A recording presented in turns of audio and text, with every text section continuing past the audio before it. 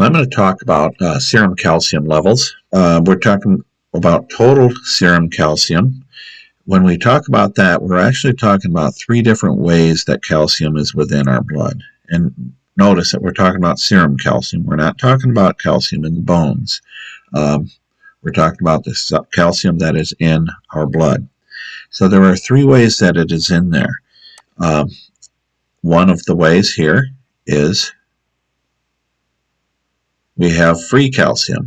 45% of the calcium is free calcium. Free calcium is also called ionized calcium. This is the calcium that is active. So in our serum, it's the only calcium really that matters because it's the calcium that's active. Now we also have 45% of the calcium total is bound calcium. So 45% of the calcium in our blood is bound, and it is bound to plasma proteins, mainly albumin. And this is inactive, right? So we've got 45% active, and we've got 45% here that's inactive. What's in our blood, it's going to be, when we look at our total serum calcium level, it's going to be part of that number. But this whole 45% isn't really doing anything. It's bound to plasma proteins.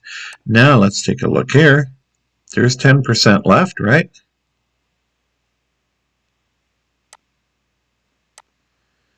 So 10% of our serum calcium is going to be complexed.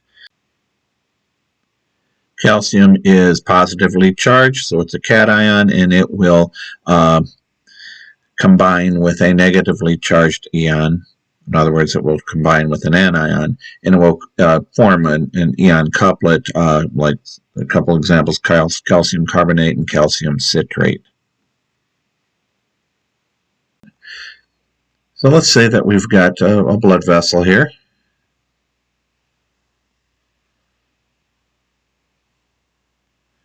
And I'll draw some albumins in there. And we know that we got blood cells and all kinds of other stuff in here, but I'm just going to draw some albumins. And these plasma proteins all have 4 binding sites for the calcium to bind onto. And the thing to know about plasma proteins is they are also buffers.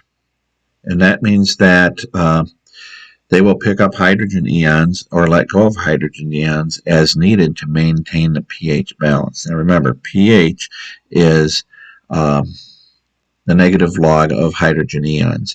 So if you have more hydrogen ions in your system, you are more acidic, so you're lower on the pH scale. If you have fewer hydrogen ions in your serum, then you are more alkalinic, so you are higher on the pH scale. So not enough hydrogen ions, your alkalosis. Too many hydrogen ions, your acidosis. So now these guys here are going to pick up hydrogen ions. I'm just going to put an H here for hydrogen ions to show that it's got hydrogen ions on them. And I'll put 2 hydrogen ions on each one of these guys.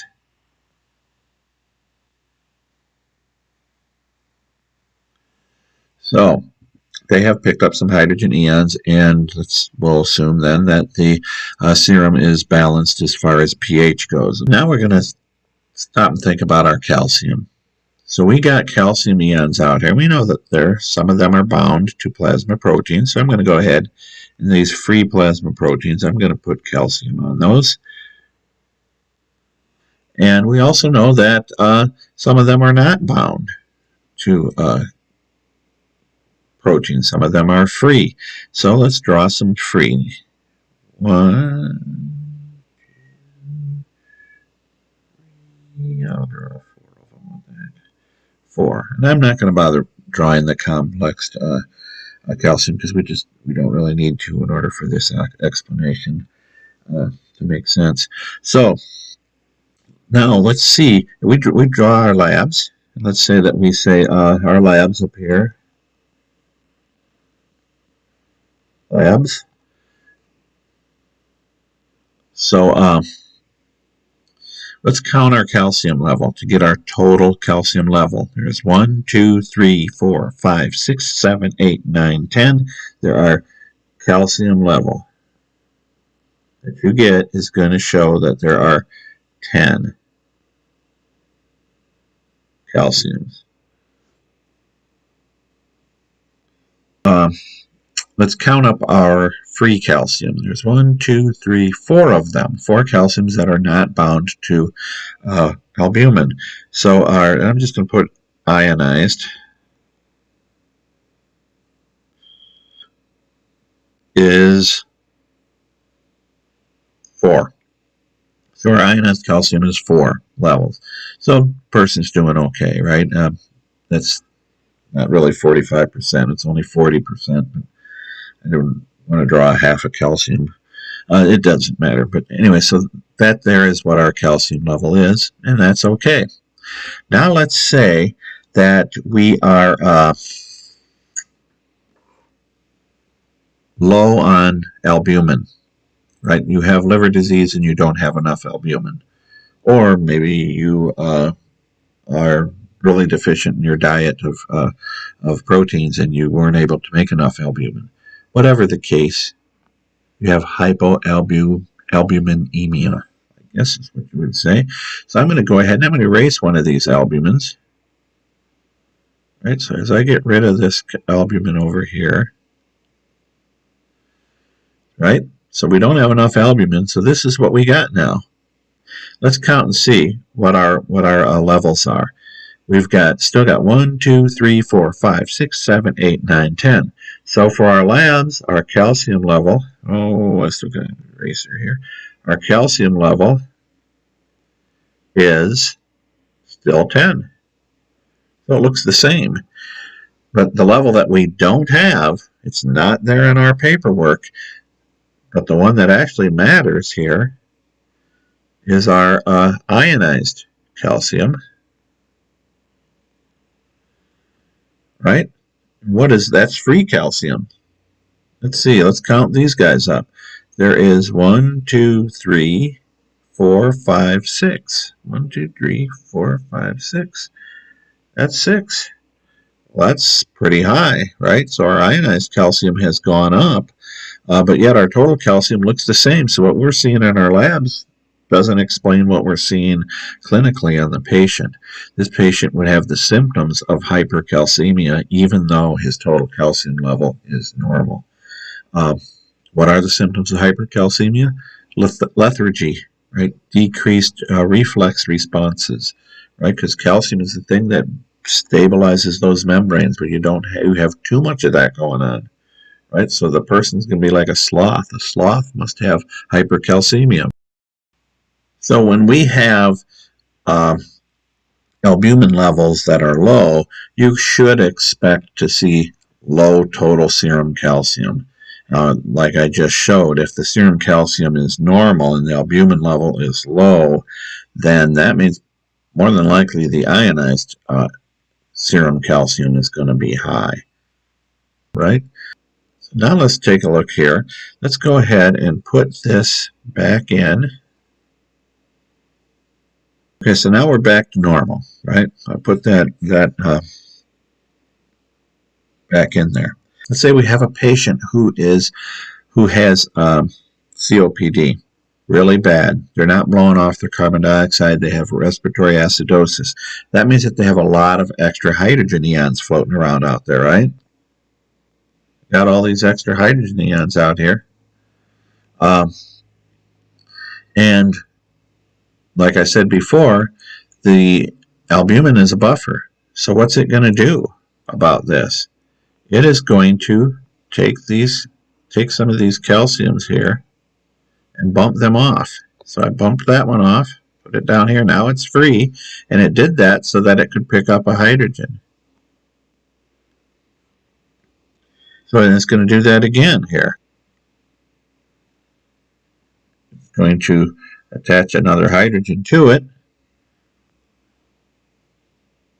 and it's bumped that calcium off. So I better put that over here, and it's bumped off.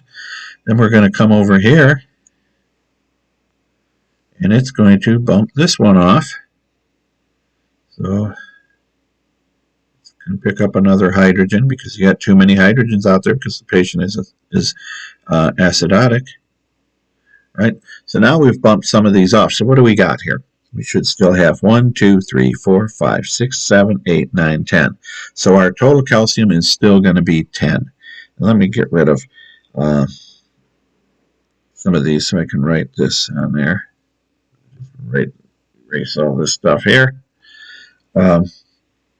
Our total calcium here is still 10. We decided, right, because we counted them up. It's still 10. Calcium, 10. But what is our ionized calcium?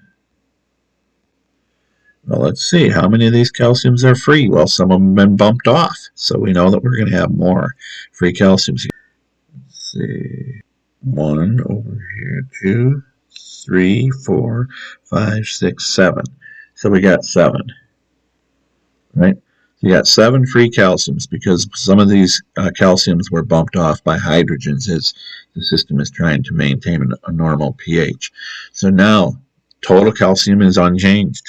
You've got this patient in acidosis. He's got COPD. He's got no energy. He's got all these symptoms of hypercalcemia, yet your calcium level is normal. Now you can have the opposite effect here if you blow off too much. If you have somebody who's been really anxious and went into a hyperventilation reaction, they blow off all of their hydrogen ions, right? They're blowing off all that carbon dioxide. So they end up with too few hydrogen ions. So the albumin ends up with more sites open and it picks up more calcium. So the patient will actually have a same normal total calcium level, but they will have fewer free calciums because more of them will be bound to albumin. So what I'm saying is you can get the total effect. I don't want to draw it all out. That gets kind of time consuming. But you can get the opposite effect from alkalosis because there aren't enough hydrogen ions taking up spaces on those albumins. So you end up with more bound calcium and less free calcium with alkalosis. So with acidosis, you will have symptoms of hypercalcemia. With alkalosis, you will have symptoms of hypocalcemia. Your total calcium level will still be the same. There's an estimated ionized calcium level that the lab can do, and I don't know how they do it, but they take into consideration your albumin level, and they can figure that out. So that's the story on albumin, so that's the story on calcium and its relationship with albumin and its relationship with acidosis and alkalosis. And so you need to know how to interpret those. Another thing is you can get that estimated calcium level, which will take into consideration the albumin level, and an actual ionized calcium can be ordered. Many places that it would be a send-out lab and you won't have it right away. So they usually can go by the estimated calcium, and quite frankly, when a person is in acidosis or alkalosis, you usually know it, but you can figure that's why these symptoms are the way they are.